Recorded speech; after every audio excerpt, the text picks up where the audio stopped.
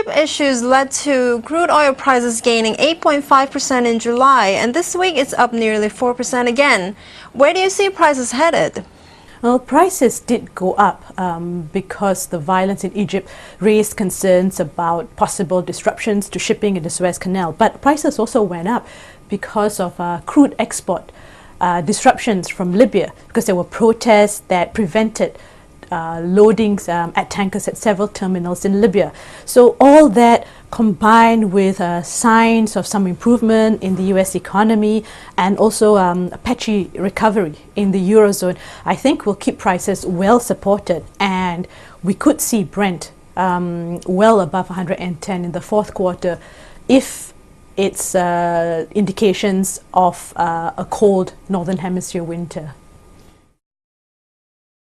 U.S. inventories have seen a decline to the lowest since January.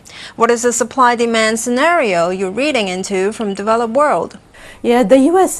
Crude stocks have depleted, and partly because of higher runs at U.S. refineries. What we're seeing is that oil demand growth has actually tilted back towards the industrialized economies as GDP growth in India and China slows.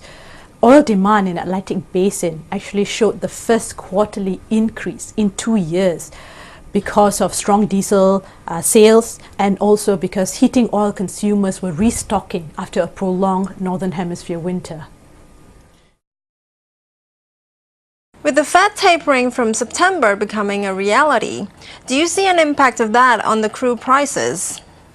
Well, the Federal Reserve, the tapering of the US stimulus is expected to strengthen US dollar, and that could weaken the oil prices, just basically because a stronger dollar will make oil more expensive for buyers with weaker currencies. So the fear is that this could dampen oil demand and may put downward pressure on oil prices.